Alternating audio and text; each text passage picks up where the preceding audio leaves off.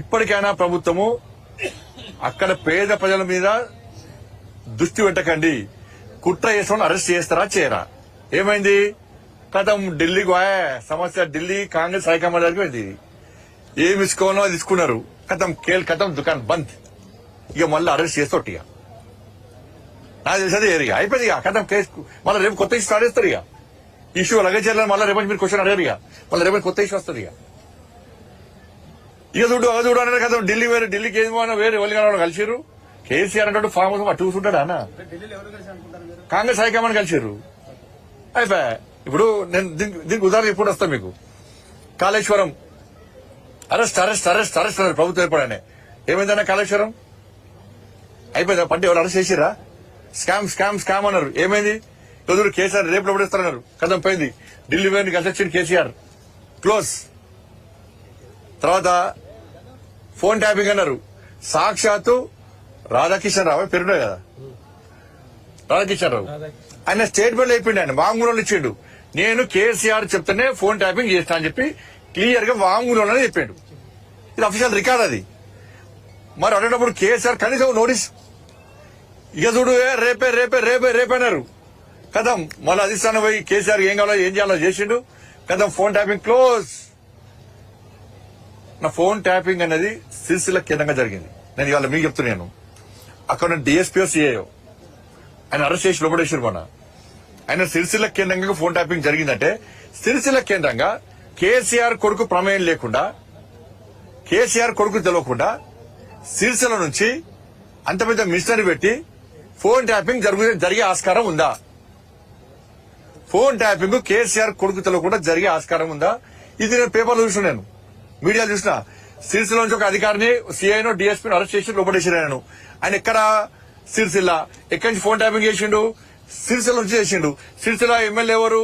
సిరిసిల్ల మంత్రి ఎవడు? ఈ రాష్ట్రాన్ని ఏలింది ఆయన కదా. నామకే వస్తే కేసీఆర్ ముఖ్యమంత్రి, నిజమైన ముఖ్యమంత్రి. ఇప్పుడు అప్పుడు ఎవరు? ఇప్పుడు ముఖ్యమంత్రి ఆయనే, కేసీఆర్ కొడుకు. ఆయన జరగకుండా జరిగిందా ఫోన్ ట్యాపింగ్ అనేది? అయిపోయిందా ఫోన్ ట్యాపింగ్? కథం కేసు క్లోజ్. ధరణి ధరణి ధరణి అన్నారు. ధరతో మొత్తం భూమి అనుకున్నారు. మొత్తం ఆధారం అని చెప్పి నేను చెప్పింది కాదు, మీరు చెప్పి మీడియా చెప్పింది కాదు. ఎవరు చెప్పింది? సాక్షాత్తు దీపావళి ముందు బాంబు వెళ్తుంది, దీపావళి కంటే ముందు వెళ్తుంది, దీపావళి తర్వాత ఆటం బాంబు కాదు, సుత్తి బాంబు కూడా వెళ్ళలే, చేరు పడ కూడా వెళ్ళలే. పోయి దీపావళి పోయి సంక్రాంతి వస్తుంది. మళ్ళీ ఇక కార్తీక పౌర్ణమి పోయింది, సంక్రాంతి వస్తుంది. ఇక మళ్ళీ ఏం వెళ్తాయో. ఏమైంది? ధరణి పోయింది. ధరణి పోయిన తర్వాత మళ్ళీ చేసారు అదేంటి ఈ ఫార్ములా కార్ రేస్. 50 కోట్ల రూపాయలు మొత్తం స్కామ్ జరిగింది. Rape arrest rape arrest rape arrest అన్నారు. గతం అది క్లోజ్. అది కూడా అడిగెక్కింది. ఇది అయిపోయిందా? Janwada farm house case. మధ్య ఏం పేరు ఉండే విజయ్ ఏదో ఆయన వర్కొచ్చారు.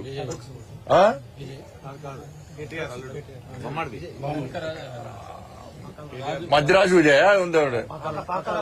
పాకాలం బామర్దే బామ దొరికిపోయింది. ఇంకా దొరికిండు ఇచ్చిపెట్టిర్రు వీళ్ళు. ఇప్పుడు పట్టుకుంటాం కాదు, పట్టుకున్న ఇచ్చిపెట్టిరు వీళ్ళు. ఇప్పుడు దాన్ని ఏం చేశారు? 2 రోజులు మీరు టీవీలో అంత అన్న మమ్మల్ని పిచ్చోళ్ళు చెప్తున్నారు. మీరు ఏం తెలియకుండా బ్రేకింగ్ బ్రేకింగ్ బ్రేకింగ్ అని మొత్తం ఆటాడిస్తారు. పాప కెమెరామెన్లు రిపోర్టర్లు అయితే ఆడ పోయి ఆ ఫామ్ హౌస్ లో పోయి ఇంకా చూడు చూడు చూడు అని నూకేసినా కింద పడేసినా మీద పడేసినా ఇంకా చూడు చూడు చూడండి ఆయన కనిపించినాక దొరికిన పెట్టిర్రు. ఈ అరెస్ట్ అది ఎక్కింది. ఎట్లా పోయింది అది? మళ్ళీ ఢిల్లీ పోయిండు. మీకు ఏమర్థమవుతుంది చెప్పండి? దీనిలో మీకు ఏమర్థమవుతుంది? కాబట్టి వాళ్ళు కలిసి ఈ డ్రామాలు ఆడుతున్నారు.